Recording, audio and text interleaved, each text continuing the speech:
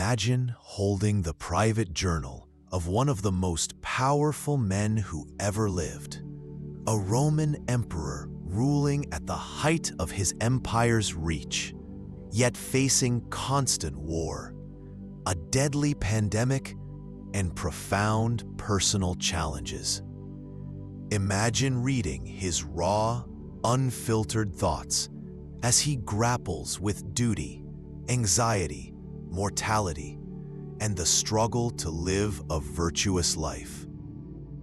This is the gift of Meditations by Marcus Aurelius, not a book written for publication, but a series of personal notes, reminders, and philosophical exercises penned to himself amidst the chaos of his reign.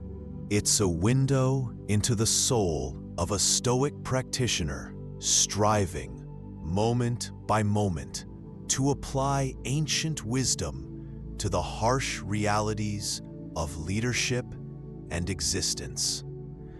Despite being written nearly 2 millennia ago, its insights remain startlingly relevant, offering a timeless guide to navigating our own turbulent lives. Today, we embark on a deeper exploration, a comprehensive summary of the core themes within Marcus Aurelius's Meditations.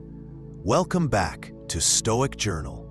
Before diving into the themes, understanding who Marcus Aurelius was is key. Born in 121 AD, he was groomed for leadership, eventually becoming Roman Emperor in 161 AD.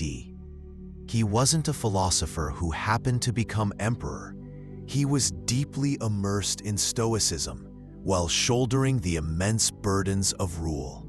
His reign, far from the idealized Pax Romana, was marked by near-constant warfare on the frontiers, the devastating Antonine Plague, which killed perhaps 10% of the empire's population, economic troubles, and betrayals. Meditations was likely written during these campaigns, in snatched moments of quiet, perhaps in a cold tent by the Danube.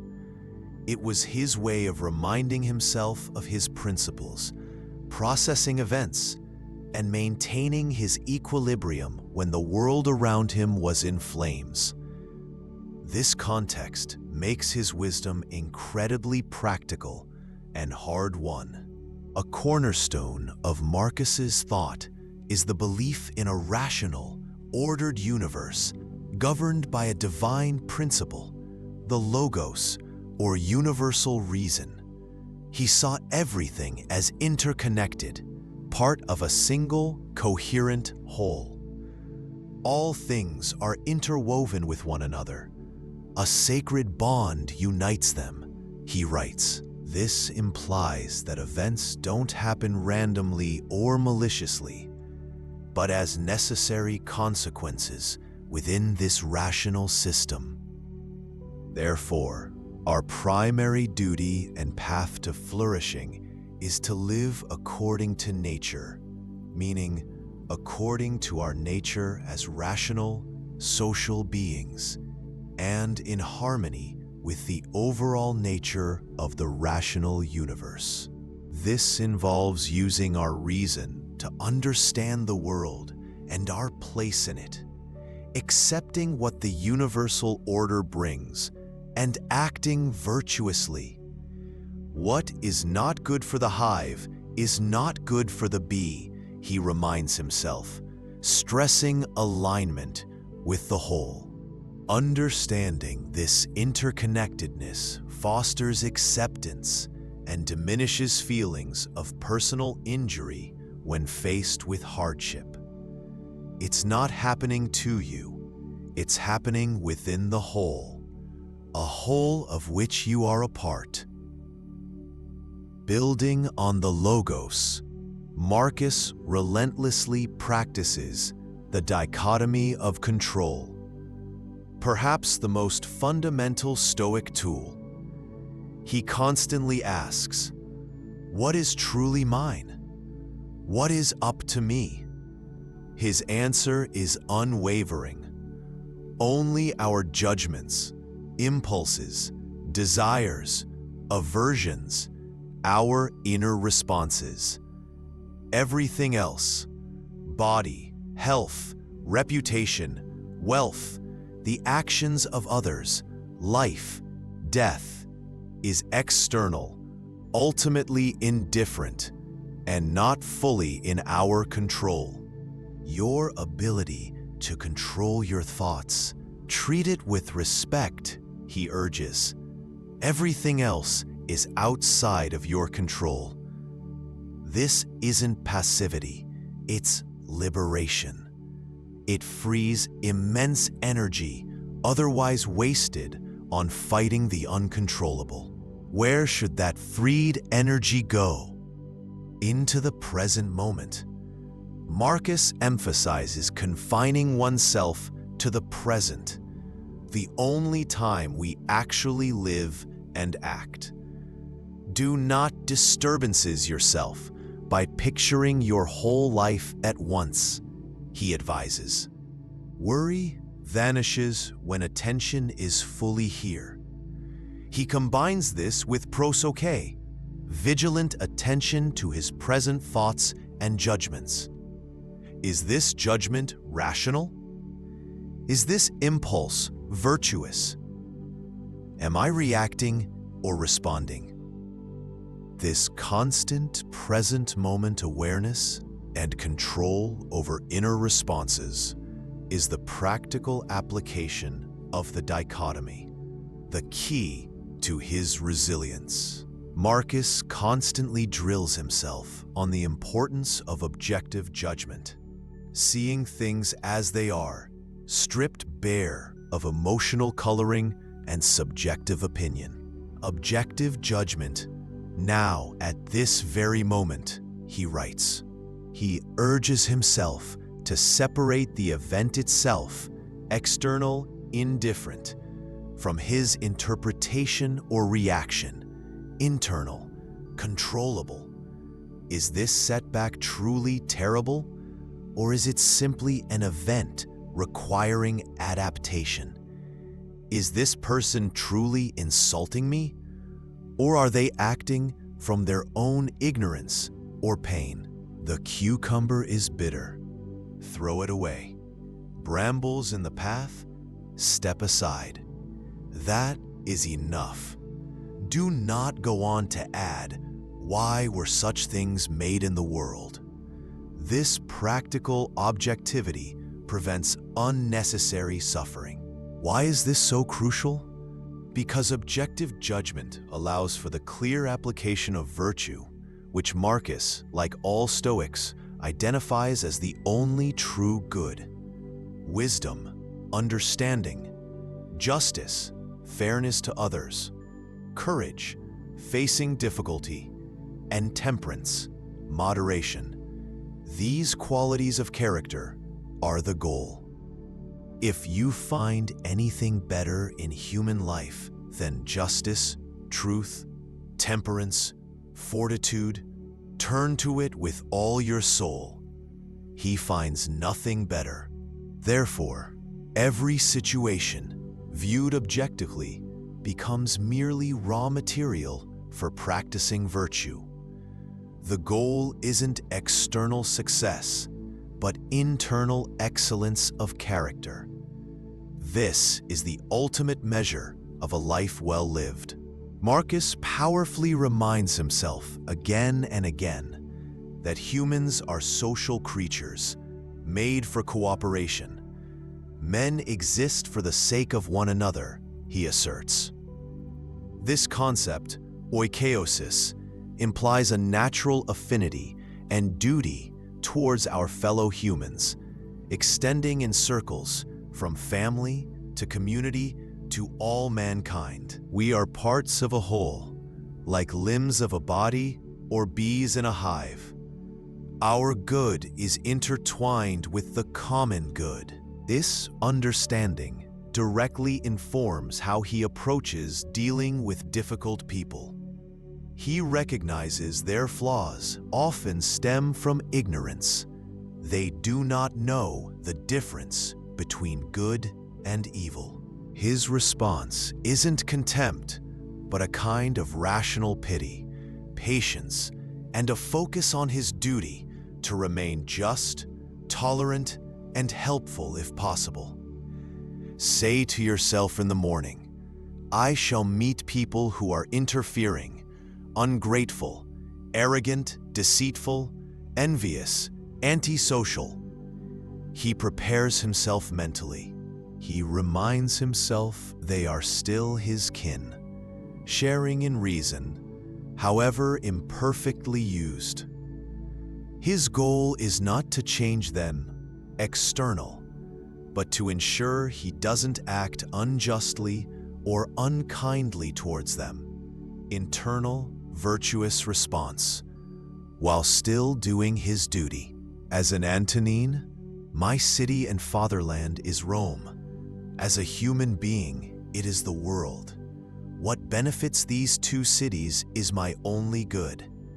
His focus remains on virtuous contribution. Marcus doesn't just accept the rational order. He strives towards Amor Fati, the love of fate. He sees everything that happens, especially hardships, as spun by the same universal reason that governs all. We should kiss the hand that strikes us, he suggests metaphorically, meaning embrace events as necessary, even if painful. Accept everything which happens because it leads to the health of the universe. This radical acceptance aims to eliminate the suffering caused by wishing reality were different. Closely intertwined is his constant awareness of Memento Mori, remember death, remember impermanence. He reflects on the fleeting nature of fame, power, life itself. Think of the past, vast abyss of time. Think of the future, another infinity. You could leave life right now. Let that determine what you do and say and think. This isn't morbid, it's clarifying. It strips away trivialities, focuses the mind on present virtue, and fosters appreciation for the current moment.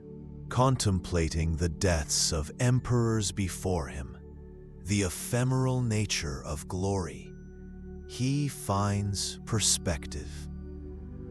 Why be overly distressed by temporary pains or attached to fleeting pleasures?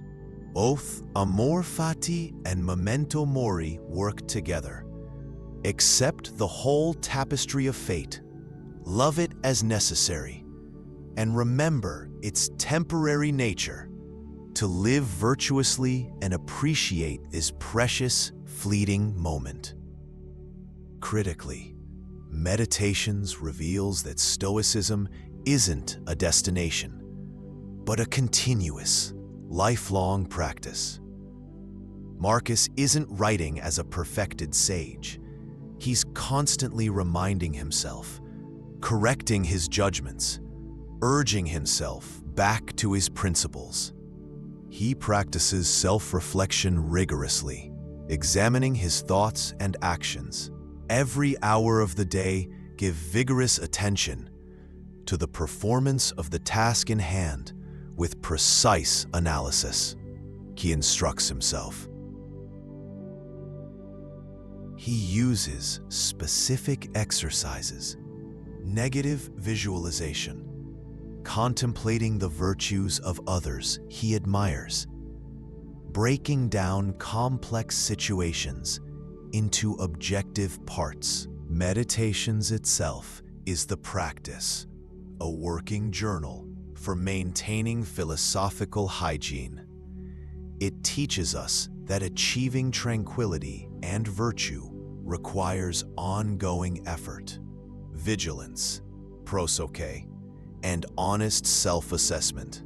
It's about progress, not perfection, Do not be disgusted, discouraged, or dissatisfied if you do not succeed in doing everything according to right principles. But when you are thwarted, return to the task. Marcus Aurelius's Meditations is more than a philosophical treatise. It's an intimate record of a human being striving for virtue and tranquility under unimaginable pressure. It summarizes not just Stoic theory, but Stoicism lived.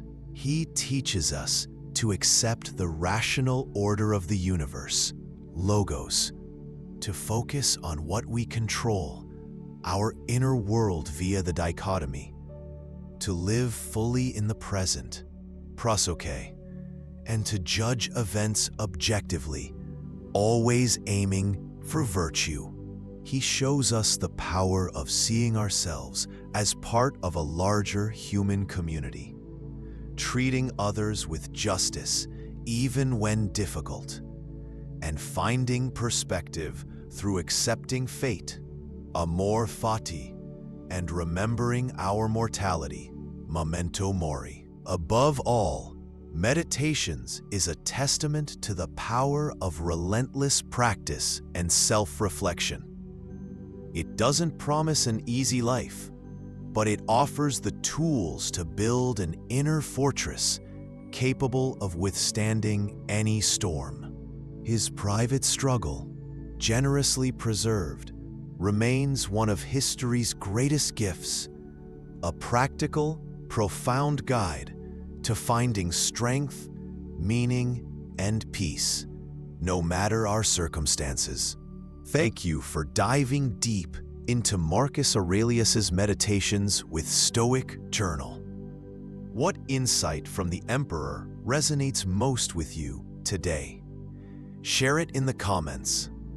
If this exploration provided value, please like and subscribe. May you find strength in his wisdom and cultivate your own inner peace.